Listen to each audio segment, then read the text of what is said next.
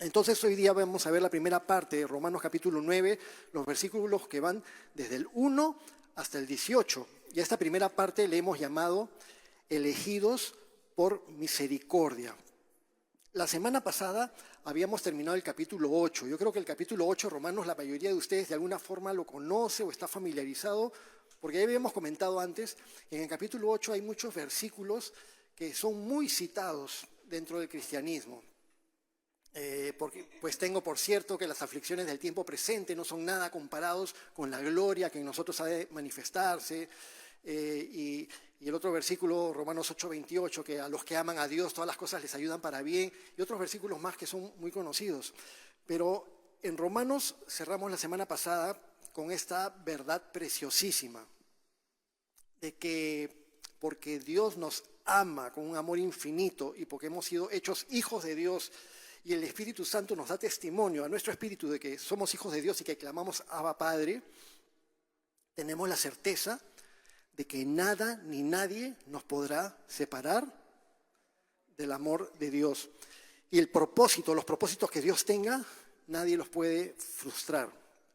Pero cuando entramos a Romanos 9, ahora el apóstol Pablo va a sacar, a relucir el tema de Israel y el rechazo de Israel al Mesías.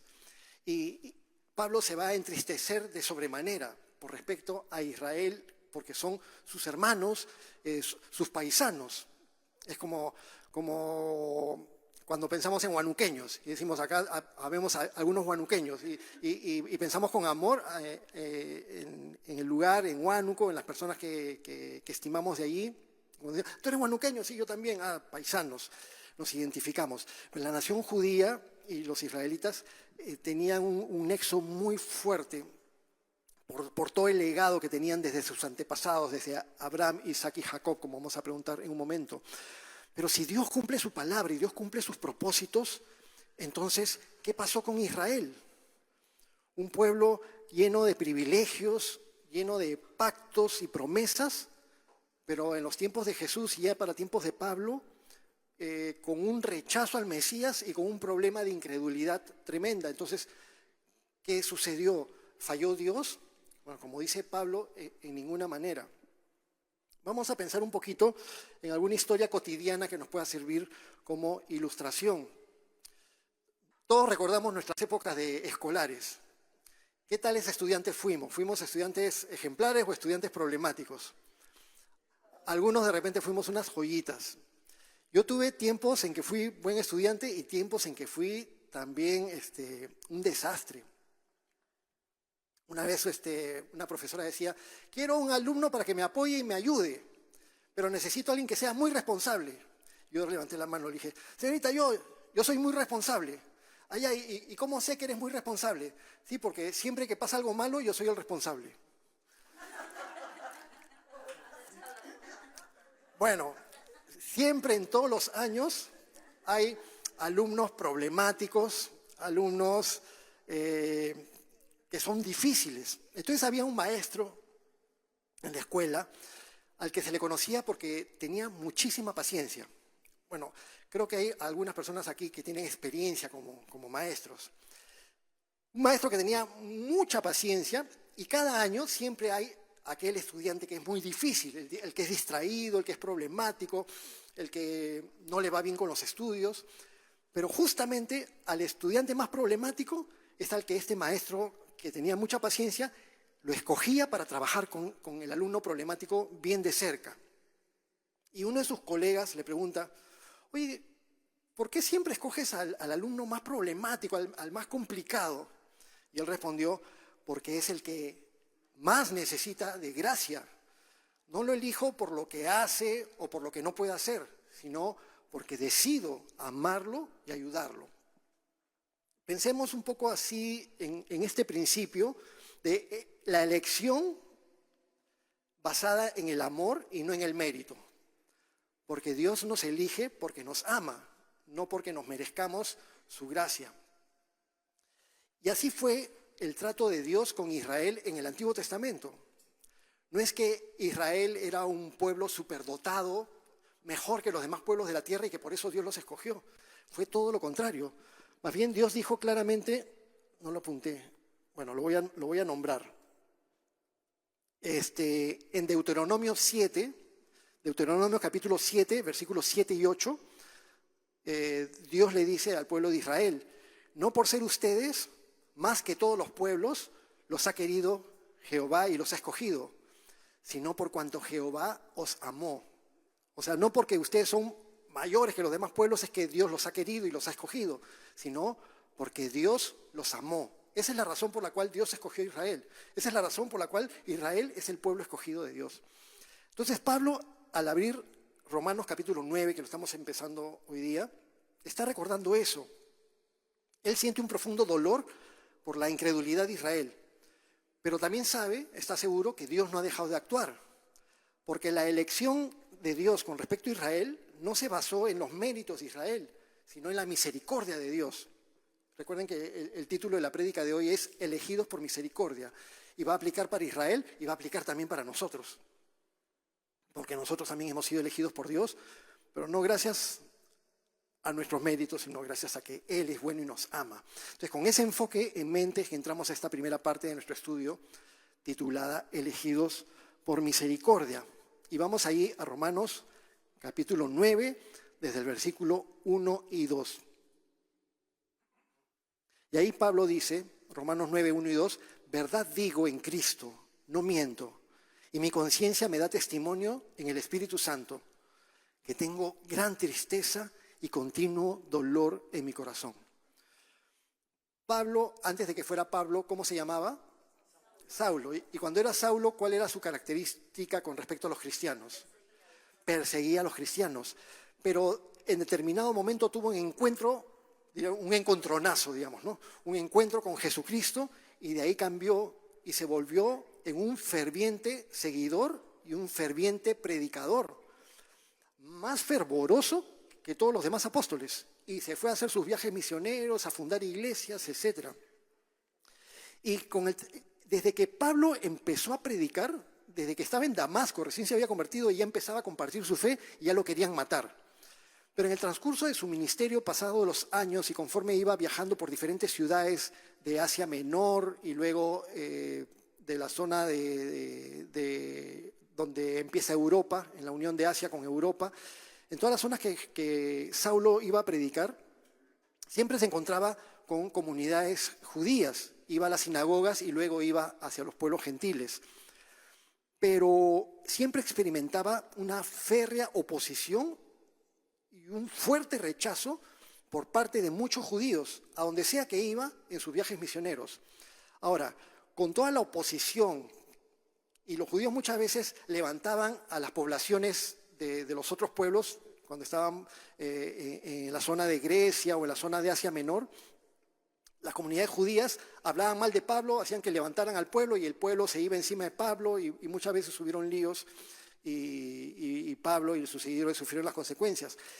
Bajo estas circunstancias, quizás algunos podrían pensar que Pablo, de manera natural, podría tener un rechazo o una animosidad en contra de los judíos, porque en ese tiempo, ya cuando Pablo estaba predicando a Cristo, los judíos lo detestaban. Entonces podríamos pensar que Pablo también pues tendría animadversión hacia los judíos, pero era completamente lo contrario. Vamos a verlo en un momento. Él, con una genuina sinceridad, expresa un profundo pesar y una carga emocional por todos aquellos que en ese tiempo, en ese momento, dentro del pueblo judío, estaban rechazando a Jesús.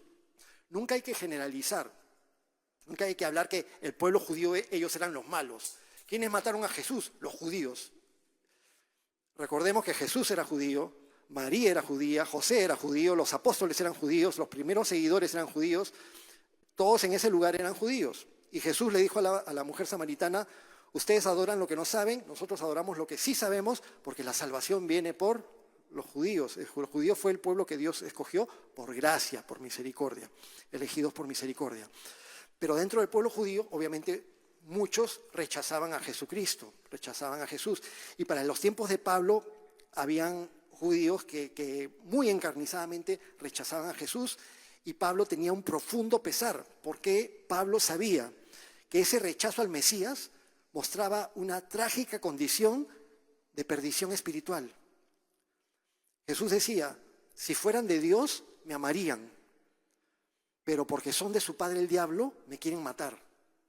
Entonces ahí se nota la diferencia. No se trata si eres judío o no judío, sino de lo que hay en tu corazón, es lo que Pablo les decía.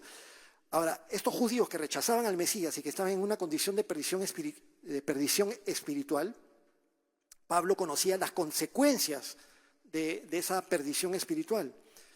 Jesús en Juan 8:24 le dijo a los judíos recalcitrantes, a los que eran más del tipo religioso, con los que estaba discutiendo, con los que muchas veces discutía, a aquellos que lo odiaban tanto que lo querían matar, y Jesús les dijo a ellos, entre muchas otras cosas, en el capítulo 8 de Juan, Jesús les dice, por eso les dije que morirán en sus pecados, porque si no creen que yo soy, y puse yo soy con mayúsculas, si no creen que yo soy, en sus pecados morirán.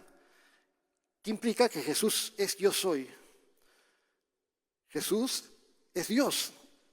Jesús es el yo soy que se le manifestó a Moisés en Éxodo capítulo 3.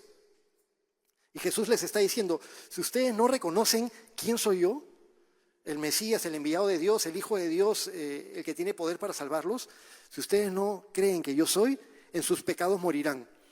Ahora, ¿cuál sería la consecuencia de que una persona muera en sus pecados? ¿Qué pasa si una persona muere en sus pecados? Se condena. El que no cree en Jesucristo para salvación y no se arrepiente, al final de sus días muere en sus pecados.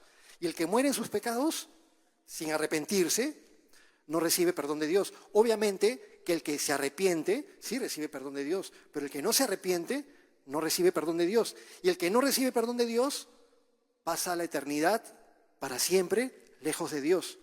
Y la eternidad lejos de Dios, ¿dónde es? El infierno. Entonces Pablo tiene ese pesar. Entonces él continúa diciendo en el versículo 3, Romanos 9:3, porque deseara yo mismo ser anatema, separado de Cristo, por amor a mis hermanos, los que son mis parientes según la carne. La palabra anatema en griego se pronuncia prácticamente igual, anatema, se escribe con las letras griegas en el original, pero anatema significa maldito, entregado a destrucción, separado de Dios para juicio. Entonces no es simplemente alguien rechazado o apartado, sino alguien que ha sido puesto bajo condenación, fuera del favor y de la gracia de Dios. Pero Pablo, ¿qué cosa estás diciendo? Deseara yo mismo ser anatema. Entonces Pablo tenía un amor tan fuerte, tan entrañable para sus paisanos, para con los de su nación, que hubiera sido capaz, si hubiera sido posible, de perderlo todo con tal que Israel se salvara por creer en el Mesías. Eso es lo que está diciendo. Yo hubiera preferido recibir toda la maldición y quedarme separado de Cristo por amor a mis hermanos, con tal que ellos pudieran acercarse y quedarse con la gracia de Dios por medio de la salvación a través de Cristo.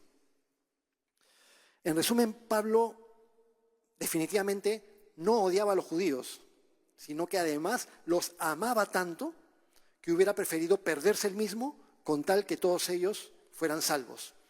Entonces, es obvio que Pablo no tenía ningún resentimiento hacia los judíos. Y eso es un amor sacrificial que lo aprendió de su maestro, nuestro Señor Jesucristo, como nosotros también lo aprendemos día a día. Pero esto es importante mencionarlo, el tema de cómo Pablo amaba a los judíos, porque históricamente, en el transcurso de los siglos, las sociedades judías en Asia Menor, en otros lugares del mundo, en Europa, y van pasando los siglos, y hasta llegar a la actualidad, siempre han creído y siempre han afirmado que las enseñanzas de Pablo son antisemitas.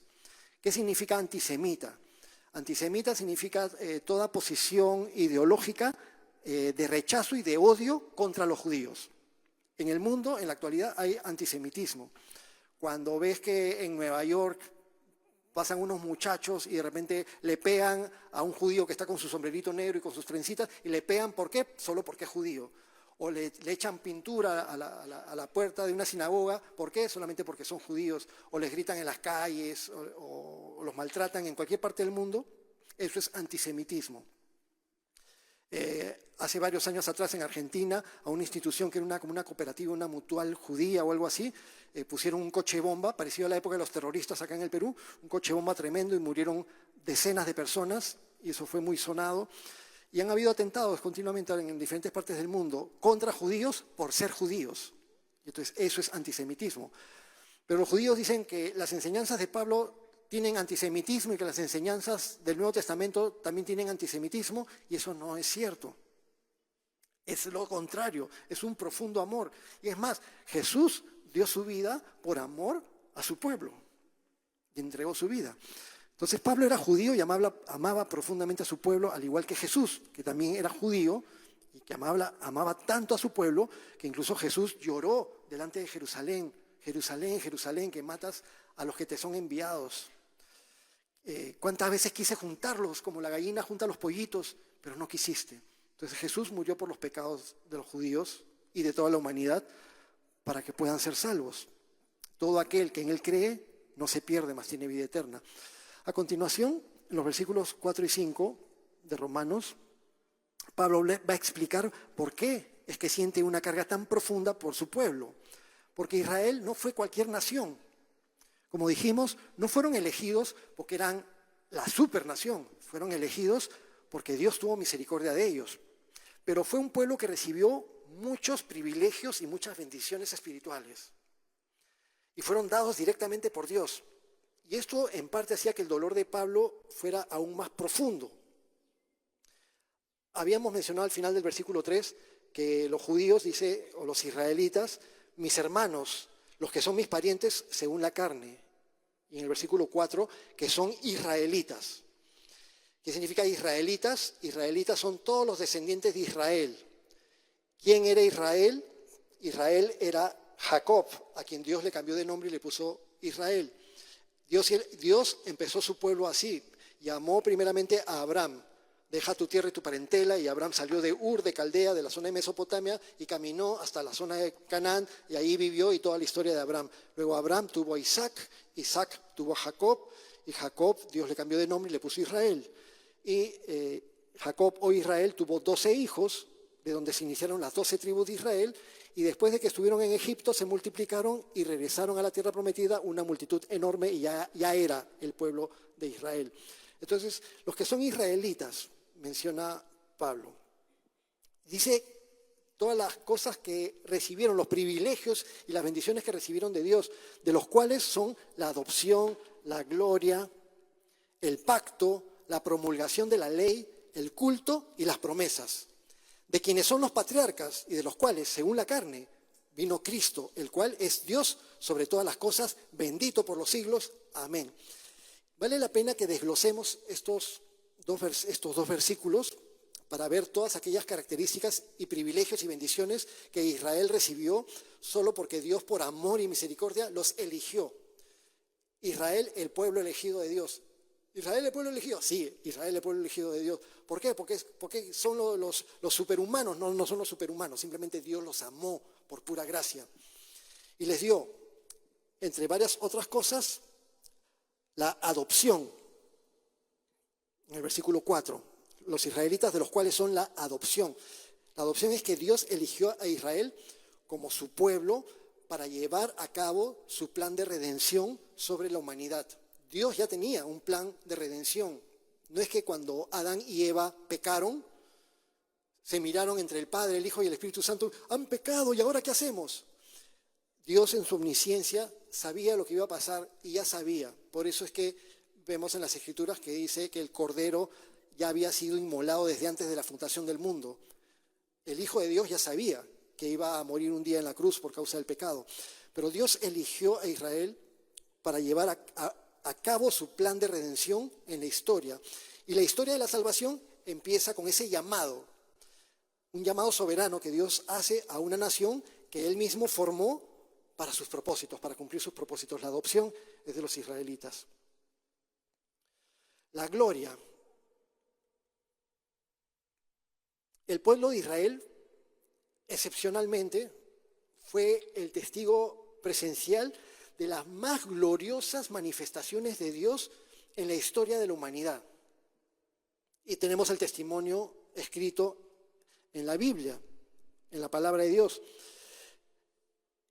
En Egipto, recuerden cuando Dios envió a Moisés y Faraón se negaba a soltar al pueblo para que fuera libre y pudiera regresar a la tierra prometida. Y entonces Dios empieza a enviar las plagas, 10 plagas tremendas sobre el pueblo egipcio hasta que suelta a Israel y luego salen al desierto y se encuentran con el Mar Rojo y el Mar Rojo es abierto y las aguas se separan y el pueblo de Israel cruza por en medio. Todas esas cosas fueron sobrenaturales, maravillosas, milagrosas y dieron testimonio a todos los pueblos de la tierra de esa zona que temblaban cuando escuchaban a Israel porque sabían todo lo que había sucedido y cómo Dios actuaba por parte de ellos. Cuando Israel caminaba por el desierto, de día tenían una columna de nube que al mismo tiempo los protegía de los efectos del fuerte sol en el desierto cuando estás en sitios demasiado cálidos. Es que siempre había una situación apacible, protegidos por Dios. Y de noche, en ciertos lugares de la tierra, en los desiertos, hace demasiado frío, el frío se va al extremo. Y Israel tenía la columna de fuego de Dios también guiándoles y al mismo tiempo calentándoles. Todas las maravillas de Egipto, luego cuando construyeron el tabernáculo, la gloria de Dios llenando el tabernáculo y más adelante cuando Salomón hizo el templo ya en Jerusalén, la gloria de Dios llenando el templo, la misma presencia de Dios habitando en medio del pueblo de Israel. Qué tan gran privilegio, la gloria la recibieron también los israelitas. Además, el pacto. Dios selló con Israel varios pactos que trazan toda la historia de la redención. El pacto con Abraham, Dios le prometió a Abraham que a través de él y de su descendencia iba a levantar un pueblo y a un redentor. A través de tu simiente serán bendecidas todas las naciones de la tierra. Y gracias a esa promesa somos bendecidos nosotros también por medio del Mesías, nuestro Señor Jesús. Prometió un redentor a la descendencia de Abraham. También hizo pacto con Moisés y por medio de ese pacto reveló su ley.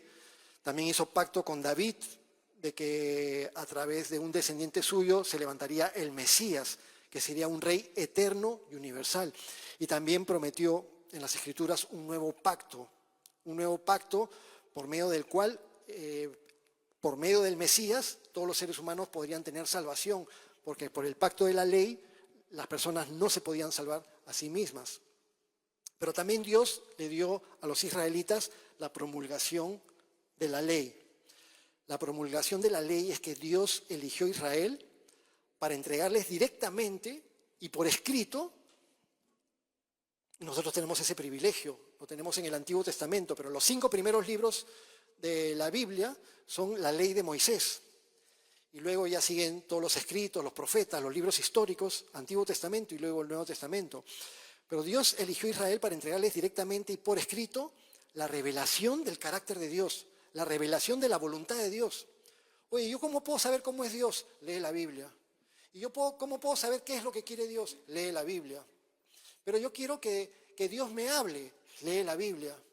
Pero yo quiero que Dios me hable audiblemente. Entonces lee la Biblia en voz alta. Y Dios te va a hablar audiblemente. Los israelitas fueron llamados a ser custodios de la palabra de Dios y ser el pueblo también que prepararía el camino para la venida del Mesías. De los israelitas también es el culto. El culto se refiere a todas aquellas circunstancias que servían para que el pueblo se pudiera acercar a Dios.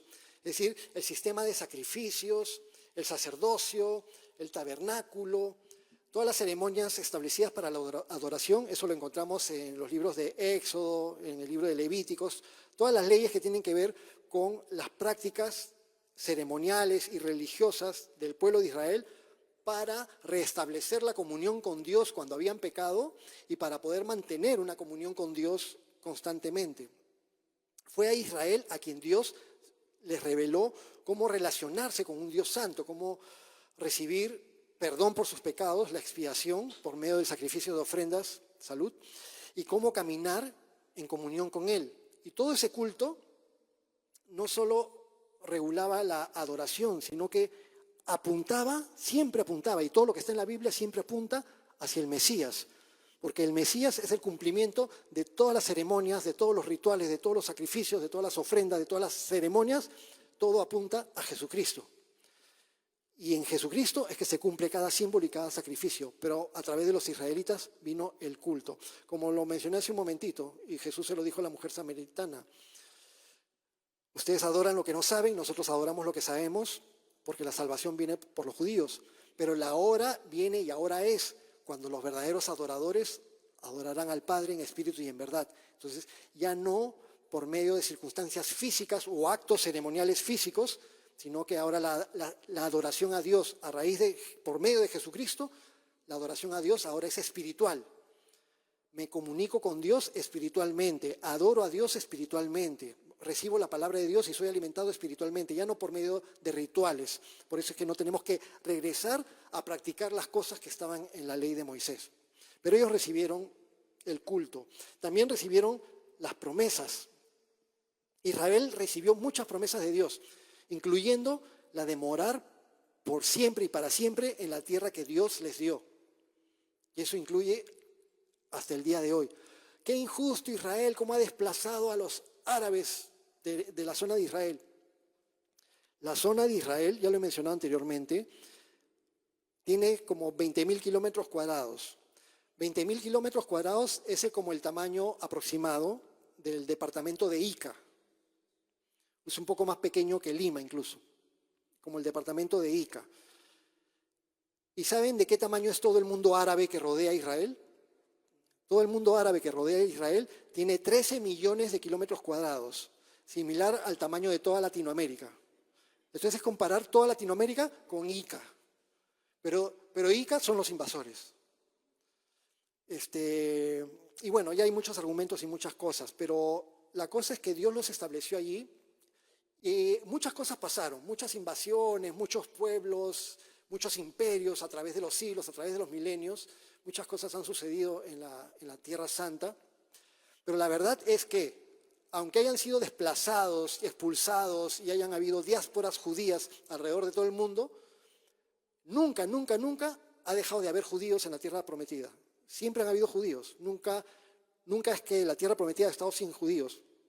Y más bien, desde que declararon su independencia en 1948, algunas ciudades que tenían gran población judía, como las ciudades de Hebrón, los judíos fueron exterminados de esas ciudades. En Hebrón, en Belén y en algunos otros lugares, Nazaret, los judíos han sido sacados y esa zona actualmente es zona árabe. Entonces, todo el territorio de Israel es un territorio con bastante conflicto. Pero entendemos por qué hay tanto conflicto, porque todo apunta a lo que va a suceder más adelante conforme ha sido profetizado en la Biblia y en el libro de Apocalipsis. Pero bueno, la más grande promesa que recibió el pueblo de Israel, la más grande de todas, fue ser el pueblo elegido para que viniera a través de ellos el Mesías, la luz para todas las naciones. Y aunque Israel aún espera, o los judíos aún esperan una restauración completa, esa verdadera restauración completa se va a cumplir plenamente cuando Jesucristo regrese, cuando nuestro Señor Jesucristo venga en su segunda venida para reinar universalmente, y es lo que estamos esperando. Esta es una foto de Jerusalén. Este es lo que llaman el muro occidental o el muro de los lamentos, en la misma ciudad de Jerusalén. Esta cúpula dorada es lo que se llama el Domo de la Roca, la construyeron los musulmanes después del año 500 y pico después de Cristo, casi el 600 después de Cristo, ya había muerto Mahoma. Y este es el lugar donde originalmente se supone que estaba el templo de Salomón y los templos que después fueron destruidos, y el templo que reconstruyó Herodes, y el templo que destruyeron los romanos en el año 70 después de Cristo, estaba sobre el monte del templo. Probablemente el lugar donde muchos siglos atrás Abraham llevó a su hijo Isaac para sacrificarlo, el monte Moriah, o después conocido como el monte Sión. Entonces, después de la destrucción del templo y la diáspora de los judíos, y con el paso de los siglos y con las invasiones musulmanas, y cuando los musulmanes construyen el Domo de la Roca y la mezquita de Al-Aqsa, domina toda la explanada como para que los judíos nunca más puedan reconstruir su templo. Entonces los judíos, ¿a dónde podían llegar lo más cerca posible a su templo? Hasta ahí, hasta el muro occidental, que es los restos que quedaban del templo que construyó Herodes, Cuando Herodes reconstruyó el templo de Jerusalén, había hecho una gran terraza, un gran muro para soportar la parte de la explanada del templo, de la parte de arriba. Entonces los judíos llegaban hasta allí, y ahí es donde hacían sus rezos, ponen sus papelitos y todo. Y por acá ya han construido sinagogas y todo, pero los judíos no tienen acceso al monte del templo porque es zona musulmana. Y no lo pueden tomar a la fuerza en la actualidad porque se les va encima el mundo musulmán. Los musulmanes en la actualidad, en todo el mundo, son 2.000 millones de seres humanos. Una cuarta parte de la humanidad son musulmanes. Entonces, esa es la situación actual. Pero Jesús ha prometido, y está en las Escrituras, en el libro de Zacarías, que cuando el Mesías llegue por segunda vez, va a poner sus pies sobre el Monte de los Olivos, que está acá atrás. Va a llegar al Monte de los Olivos, pondrá sus pies sobre el Monte de los Olivos se va a partir por la mitad, va a surgir un valle y un río, y Jesús va a entrar triunfalmente por la puerta oriental, que está a la espalda de aquí. Este es el lado occidental, el muro occidental, el muro de los lamentos, y a la espalda de la mezquita, ahí está la puerta oriental. Ustedes ahora con el internet pueden entrar y curiosear todas esas cosas. Por esa puerta oriental, y si un día tienen la oportunidad de visitar Israel, suban al monte del templo, los turistas sí pueden subir, suben al monte del templo y desde ahí ven la puerta oriental y el monte de los olivos por donde Jesús va a llegar y por donde va a entrar a Jerusalén para tomar lugar en su trono. Entonces es algo maravilloso y Jesús lo ha prometido y esa es una de las promesas más lindas e importantes que ha recibido Israel. De Israel también son los patriarcas. Los patriarcas de Israel provienen, o más bien Israel proviene de los patriarcas. Israel viene de Abraham, como mencionamos, de Abraham, de Isaac, de Jacob. No vamos a entrar al detalle en la vida de cada uno de ellos. Los hombres a quienes Dios llamó para iniciar su plan redentor, pero Dios tenía un plan y soberanamente los eligió a ellos. A ellos les dio sus promesas, su pacto, su bendición y a través de su linaje Dios trajo al Mesías. Así que los patriarcas son el punto de inicio de la formación del pueblo elegido de Dios. Pero a continuación viene el más importante entre todos los privilegios que recibió Israel por ser el pueblo elegido de Dios. Y fue que por intermedio de ellos vino Cristo. Por intermedio de Israel vino Cristo.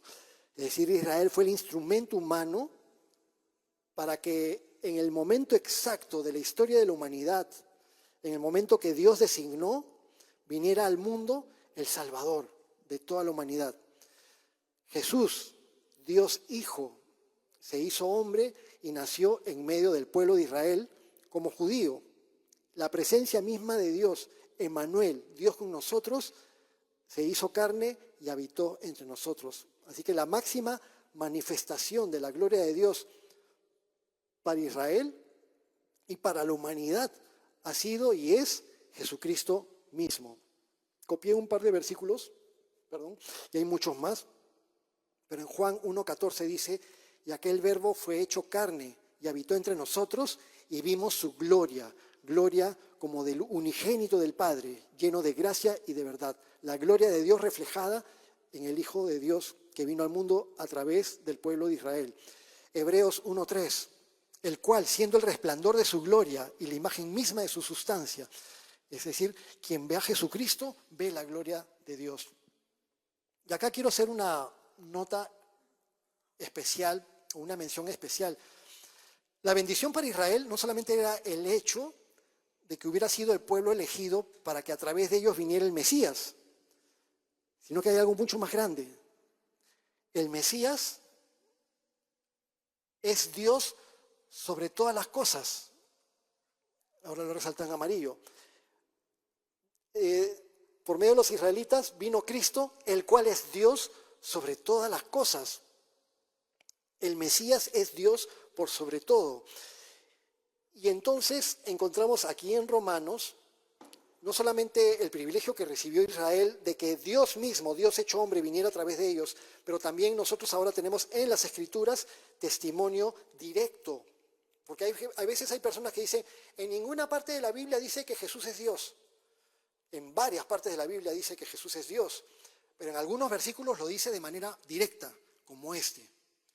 Este versículo, Romanos 9:5, junto con otros versículos, dice directamente que Jesús es Dios. Y por eso es conveniente que todos en nuestras Biblias subrayemos Romanos 9:5, y lo que lo tengamos listo para si en algún momento entramos a compartir la verdad con algún testigo de Jehová o con algún otro grupo o alguna persona que diga, no, pero la Biblia no dice que Jesús es Dios. Si la Biblia sí dice que Jesús es Dios, Romanos 9:5, junto con muchos otros versículos. Hay versículos que dicen de manera directa que Jesús es Dios y hay muchos otros textos que hablan acerca de los atributos de la deidad que tenía Jesucristo. Pero vamos a mencionar solamente unos cuantos versículos, los tienen ahí apuntados. Juan 1:1, en el principio era el verbo, y el verbo era con Dios, y el verbo era Dios. Y en Juan 1:14, como habíamos visto, se declara que ese verbo que vino a la tierra se hizo carne y habitó entre nosotros, es decir, Jesucristo. El verbo de Dios era Dios.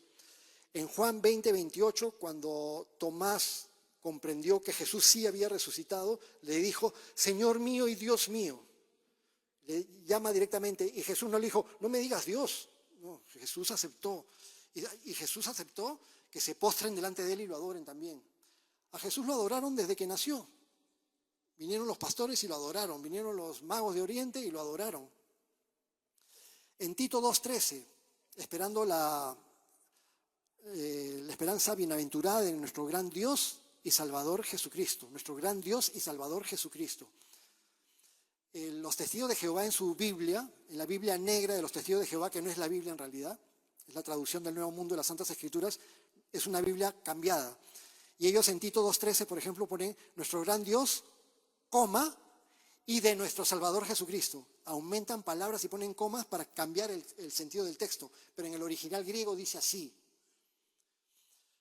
En 2 Pedro 1:1, nuestro Dios y Salvador Jesucristo.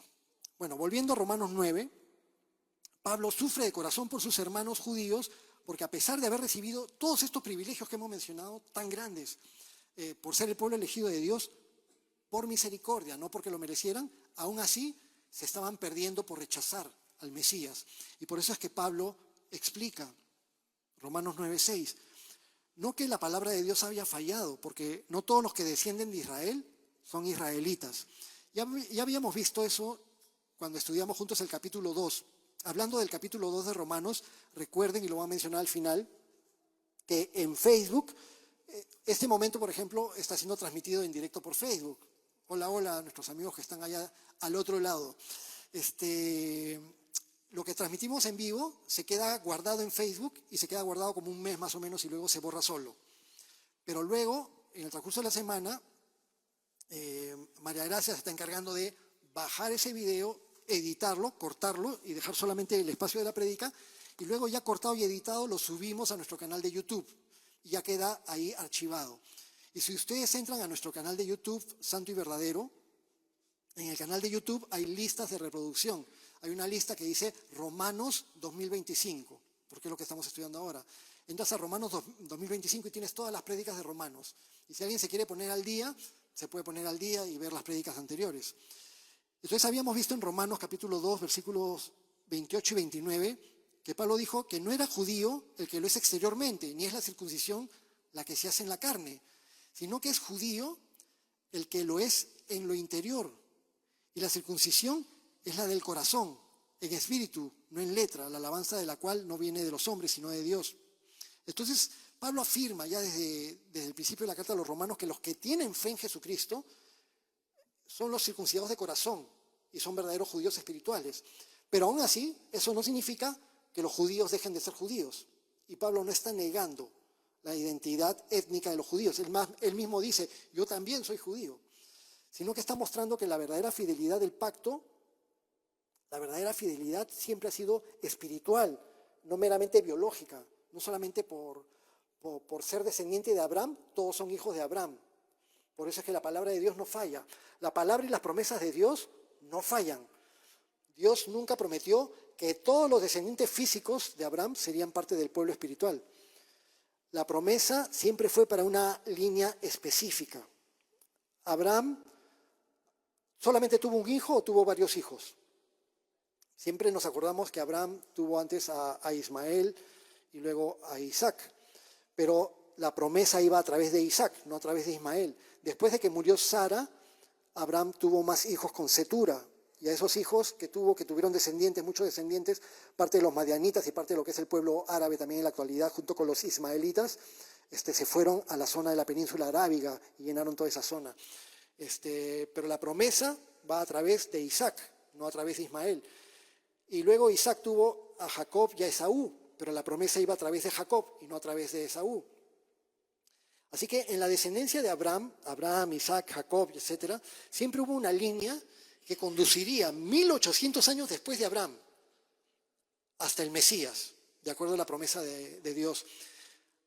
Y Abraham tuvo muchos hijos, pero uno era considerado el hijo de la promesa por parte de Dios. Por eso en Romanos 9:7 dice, ni por ser descendientes de Abraham son todos hijos, sino en Isaac te será llamada descendencia. Esto es, no los que son hijos según la carne son los hijos de Dios, sino los que son hijos según la promesa, son contados como descendientes. Porque la palabra de la promesa es esta, por este tiempo vendré y Sara tendrá un hijo. Ya conocemos la historia de Abraham y de Sara, como Abraham siendo de edad muy avanzada y siendo Sara una mujer estéril, aún así Dios les prometió un hijo, pero Dios le prometió a Abraham que tendría un hijo con Sara. Pero pasaban los años y a Abraham y a Sara les parecía como que Dios estaba demorando un poquito con la promesa. Y la demora no era un olvido de Dios, sino era parte del plan de Dios, en el tiempo de Dios, para que quedara claro que la promesa se cumpliría de manera sobrenatural por Dios y no por fuerza humana. No dependía de Abraham y de Sara, dependía de Dios que cumpliera su promesa. Pero Sara se impacientó, ya conocemos la historia, y le propuso a Abraham que tuviera un hijo con su sierva Agar. Porque en esos tiempos se consideraba que si el señor de la casa tenía un hijo con la esclava de la señora, entonces ese hijo era como si fuera de la señora.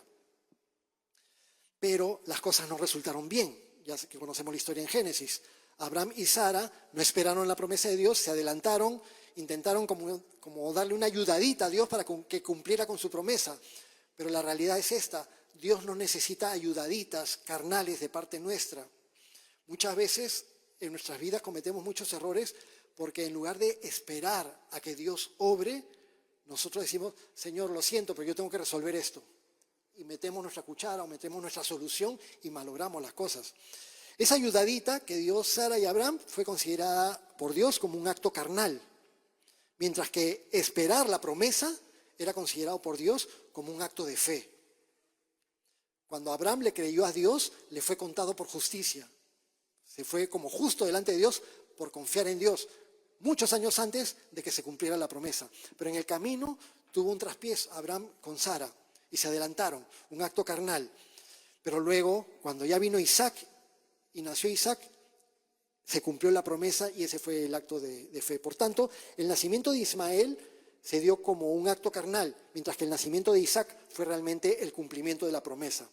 Entonces Pablo continúa y utiliza también el ejemplo de la historia de Isaac, el hijo de Abraham, con Rebeca. Romanos 9, del 10 al 13. Y no solo esto, sino también cuando Rebeca, la esposa de Isaac, ¿quién era Isaac? El hijo de Abraham.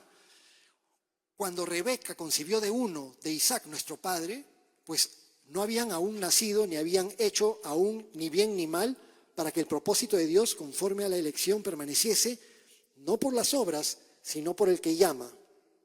Se le dijo, el mayor servirá al menor. Como está escrito, a Jacob amé, más a Esaú aborrecí. La historia de Abraham, la historia de Isaac, la historia de Jacob, todo eso se encuentra en el libro de Génesis. Y les recomiendo que le den una leída, o de nuevo le den una leída, ya lo deben haber leído muchas veces al libro de Génesis. Pero lo que Pablo está tratando de explicar con respecto a que es Dios quien elige soberanamente, es que cuando Rebeca estaba embarazada tenía mellizos. Había uno que iba a nacer primero, o el primero que sacó la manito, a que le amarraron una cintita para saber quién era el primogénito. Porque en la cultura hebrea y en las culturas antiguas, ser el primogénito era muy importante. Significaba recibir la fortaleza y el nombre del padre para continuar con la familia. un aspecto muy importante. Con el paso de los años, ese primogénito rechazó. Entonces, antes de que naciesen, le había sido profetizado a Rebeca y a Isaac que el mayor serviría al menor, es decir, que del menor, de esos mellizos, del menor, se haría un pueblo que sojuzgaría al otro pueblo del hijo mayor. Ese, como está escrito, a Jacob amé, mas a Esaú aborrecí, se encuentra en Habacuc, que es con lo que Dios demuestra que Él eligió por gracia y por misericordia a Jacob para que a través de él, el hijo, el que nació en segundo lugar de Rebeca, fuera que se diera la línea del Mesías. Pero Pablo lo que está explicando es que la elección de Dios es soberana y no depende de obra humana, como dice en el versículo 11. No habían hecho ni bien ni mal, pero Dios eligió a uno de ellos para que la elección permaneciese. Es Dios quien elige, no por las obras. No tenían capacidad de haber hecho bien o mal. No es que Jacob se portó muy bien para que Dios lo elija o que Esaú se portó muy mal para que Dios tomara una decisión. Pero sí Dios sabía lo que iba a suceder en el futuro. Dios sabía en su omnisciencia y en su preconocimiento que Esaú, al crecer, sería carnal, sería impulsivo y que terminaría despreciando su primogenitura. Ustedes ya conocen la historia de cómo por un plato de lentejas vendió su primogenitura a Jacob, que era el segundo. Y Esaú pensó que no pasaba nada. ¿Qué es la primogenitura? No se dio cuenta del error tan grave que estaba cometiendo. Y Dios lo desechó de antemano. Jacob no era perfecto, pero Dios lo eligió por misericordia. Y Jacob tuvo un largo proceso en el cual Dios trató con él y lo transformó de ser un suplantador. Desde chiquito, Jacob nació cogido de la piernita de su hermano. Y con el paso del tiempo, Jacob le hizo la jugarreta de comprarle la primogenitura a Esaú por el plato de lentejas. Y luego Jacob engañó a Isaac, que estaba ciego, vistiéndose como Esaú, echándose los perfumes como Esaú, con la ayuda de su madre, por supuesto, poniéndose pieles para parecer peludo, y recibió la bendición de Isaac. Y luego Dios trató con Jacob de muchas maneras hasta que por medio de él vino la línea del Mesías. Pero Dios ve el cuadro completo, anticipadamente, desde el principio, y él eligió a Jacob soberanamente, porque es Dios quien elige, pero es Dios quien ve todo el panorama completo, y eligió a Jacob para continuar con la línea de la promesa. No porque Jacob fuese mejor, y no porque hubiera hecho algún mérito, sino porque la elección de Dios es por misericordia, y su propósito encajaba con lo que él ya sabía. Dios ya sabía lo que iba a suceder en futuro con cada uno de ellos. Y ahora ya nos estamos acercando al final de esta sección, porque hoy día vamos a ver solamente la mitad del capítulo. Pablo va a tomar el ejemplo de Moisés y de Faraón. ¿Qué pues diremos? ¿Que hay injusticia en Dios? En ninguna manera. Pues a Moisés dice: tendré misericordia del que yo tenga misericordia y me compadeceré del que yo me compadezca. Dios es infinitamente justo y también es infinitamente misericordioso. Dios no deja de ser justo cuando es misericordioso, pero Dios tampoco deja de ser misericordioso cuando es justo. Sin embargo, en su infinita bondad, Dios tiene toda la potestad de mostrar su misericordia a quien Él quiera. Como cuando Jesús dio la parábola de los obreros de la viña y les ofreció un pago justo a los obreros que iban a trabajar a la viña. Un señor llamaba a los obreros para que vayan a trabajar, algunos los llamó tempranito, a otros a media mañana, a otros en la tarde y a otros al final del día. Y al final pone a todos los obreros para que reciban su pago y puso a los que llegaban al último primero y luego puso a los que habían llegado más temprano al final y les empezó a dar el pago, y a todos les había prometido que les iba a pagar lo justo. Y a los que llegaron más tarde les pagó el jornal de un día completo. Y entonces los que habían llegado tempranito, que están al final de la cola, dijeron: al seguro nos va a dar más. Pero cuando llegó el turno de ellos, les pagó el jornal de un día. Dijo: ¿qué tal raza? Nosotros hemos trabajado todo el día y nos das igual que a ellos. Yo te estoy dando lo que es justo, pero con ellos yo quiero ser bueno, pues. ¿Qué te molesta que sea bueno? Y mostraba cómo somos de refunfuñones. Bueno, Dios dice: me compadeceré del que me compadezca y tendré misericordia del que yo tenga misericordia. Y si hoy día estamos aquí escuchando la palabra de Dios, es porque Dios ha querido mostrar misericordia para con nosotros. Por la misericordia de Dios es que estamos oyendo su palabra y siendo transformados en lugar de estar en otro lugar. De repente creyendo que hacemos algo bueno, pero en realidad perdiendo el tiempo. Dios en su infinita bondad tiene toda la potestad de mostrar misericordia con quien Él quiera. Cada día, cuando despertamos, abrimos los ojos y decimos, gracias Dios mío por darme la oportunidad de poderte pedir perdón y ponerme a cuentas contigo. Cada día que abrimos los ojos tan solo ya es una nueva oportunidad. Cada día que respiramos ya es una nueva oportunidad para pedirle perdón por nuestros errores. Y es por su misericordia que nos permite estar día tras día hasta que Él haga su obra completa, cumpla sus propósitos y nos lleve para estar con Él para siempre. Así que no depende del que quiere ni del que corre, sino de Dios que tiene misericordia.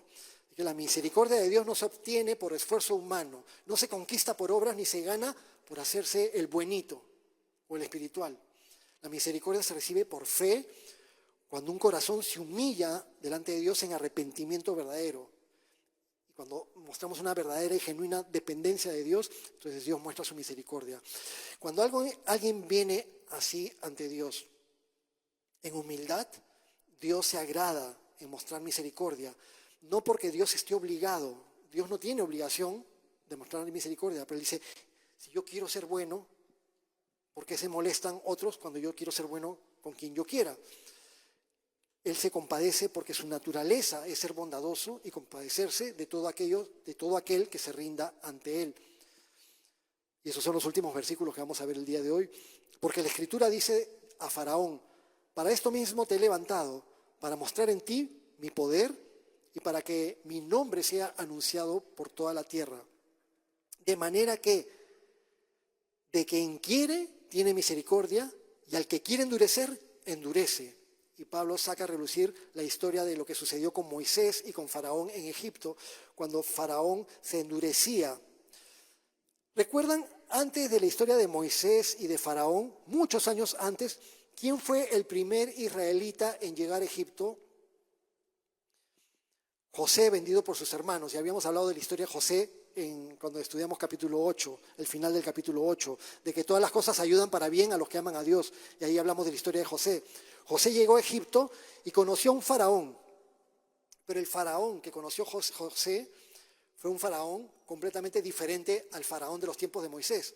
El faraón de tiempos de José se rindió al ver que Dios estaba con José de verdad. Dijo, ¿qué mejor que tenerlo a José, que Dios está con él? Y no fue tonto Faraón, al revés, fue sabio. Lo levantó a José, lo puso en el más alto puesto del gobierno y Dios bendijo a Faraón, a su familia, a todo el pueblo egipcio y a muchos otros pueblos de la tierra porque Dios estaba con José. Entonces Faraón fue sabio porque tomó en cuenta y recibió bendición porque abrió su corazón y valoró la sabiduría que Dios le había dado a José. Pero el faraón de tiempos de Moisés fue otro faraón muy diferente. Bueno, la Biblia dice que se levantó un faraón que no había conocido a José en tiempos de Moisés. Ambos faraones fueron creados por Dios, pero mientras que el primero abrió su corazón a las cosas de Dios y se admiró frente a lo que Dios estaba haciendo con José, el faraón de tiempos de Moisés cerró su corazón, endureció su corazón contra Dios y contra el pueblo de Dios y como consecuencia recibió juicio. Y un tremendo juicio que hizo sufrir a su familia y a todo el pueblo egipcio.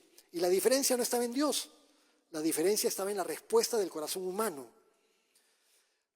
La Escritura menciona en Éxodo varias veces que primeramente fue Faraón el que cerró su corazón. Faraón cerró su corazón, endureció su corazón y después de 2 o 3 veces ya dice que Dios endureció el corazón de Faraón porque se negaba a dejar ir al pueblo de Israel. ¿Qué significa que Dios endureció el corazón de Faraón? Significa que Dios manipuló a Faraón y lo preprogramó como un robot para que se portara mal y para que fuera castigado. No, en ninguna manera, como dice Pablo, sino que Dios sabía cómo iba a reaccionar Faraón. Pero porque Dios supiera cómo iba a reaccionar Faraón en tiempos de Moisés, eso no podía limitar la manera en que Dios iba a actuar. Dios no tenía que limitar su manera de actuar para cumplir sus propósitos, pero aún así lo testarudo que fue el faraón en tiempos de Moisés fue utilizado por Dios para su gloria, porque se mostró toda la tremenda gloria de Dios, como vimos hace un momento. Es como cuando tenemos, por ejemplo, un niño berrinchudo. El papá y la mamá saben que al niño le gusta ver televisión en determinado momento, pero también saben que a determinada hora ya tiene que dejar de ver televisión, hay que quitarle el control y hay que apagar la tele. Pero cuando le quitan el control al niñito y apagan la tele, el niñito empieza a gritar, a patalear y a patear todo y a gritar y a botar las cosas. Entonces a veces la mamá cede y dice, bueno, para que no se moleste, y de nuevo le da el control y le prende la tele, ya, y el chiquito se tranquiliza. Pero llega el papá y dice, no, esto no está bien, pum, apaga, y le quita el control, y el chiquito empieza a patear pum, pum, y rompe una mesa de vidrio, y la mamá le echa la culpa a papá, es por tu culpa, porque tú lo has hecho que haga eso. No, yo sabía que se iba a portar así, pero no por eso voy a dejar de hacer lo que es correcto. El papá no se puede inhibir. Podría ser al revés. A veces hay papás que mal acostumbran y mamás que son las que ponen la disciplina. A veces los dos hacen lo correcto y a veces los dos son manipulados por la conducta del niño. Pero la cosa es que, porque a Faraón le daba pataleta, no por eso Dios iba a dejar de hacer lo que es correcto. Y Dios sabía que si iba Moisés y le decía, deja ir a mi pueblo, Faraón se iba a poner terco. ¿Y qué? Y por eso Dios va a decir, no, Moisés, mejor no le hables nada porque se va a poner mal, se va a poner terco, se va a sentir miserable. No, Dios no restringe lo que debe hacer y cumplir sus propósitos por causa de cómo va a ser Faraón. Y por eso el texto dice que cuando Dios determinaba algo, endurecía el corazón de Faraón, porque Dios ya sabía que si conducía las circunstancias de cierta manera, Faraón endurecería su corazón y se pondría más terco. Y Dios no retrocedía en su plan ni en su manera de proceder. Dios siguió adelante, sabiendo que Faraón se pondría terco y por lo tanto Dios endureció su corazón. Pero la cosa es que Dios muestra misericordia al que se humilla.